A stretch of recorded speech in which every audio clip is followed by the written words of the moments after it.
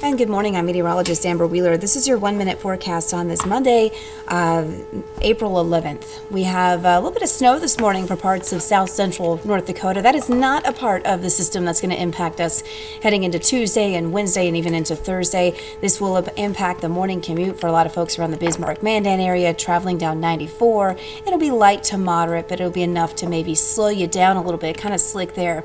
And then your highs today are going to be back into the upper 40s, mid to upper 40s for a lot of us. So this is kind of the calm before the storm, if you will, because things are really changing heading into Tuesday. In fact, we already have a winter storm watch issued for Tuesday at 7 a.m. until Thursday at 7 a.m. Now, that's 2 days worth of a winter storm watch. I can tell you that later this morning, this will probably get upgraded to a winter storm warning.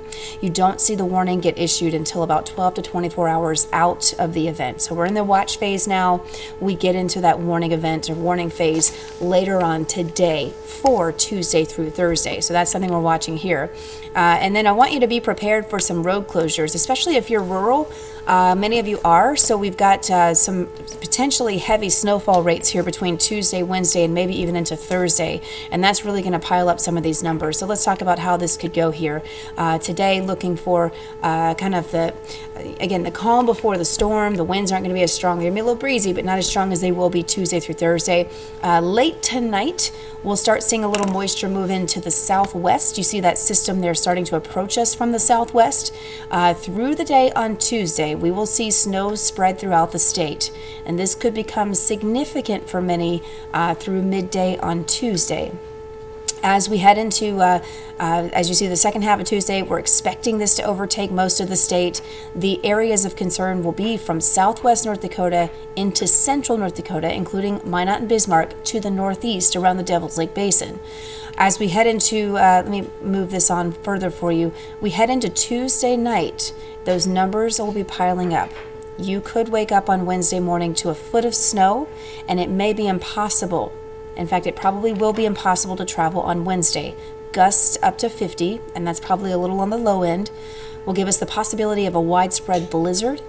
And as we head into, you'll notice here late Wednesday, we'll see that low to our east kind of linger east of us a bit, and that's what's going to keep the wind and the snow sticking around through Thursday. It'll be lighter, but we'll still keep that wind blowing around that snow, keeping a slight chance for just a little bit of leftover snow there on Friday. So this is a several-day event, and some of the numbers could pile up. So here's a map that I've put together for you, and I've got this in 3 different categories here.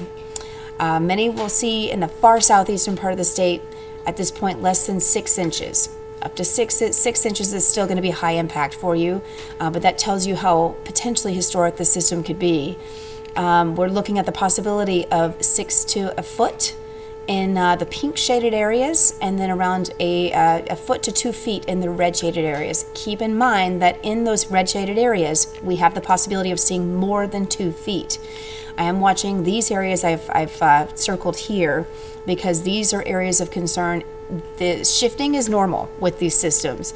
So if this shifts a little to the east, it lessens the numbers for Williston. If it shifts a little to the north there, it lessens the numbers for the James River Valley area, perhaps even into the Bismarck area.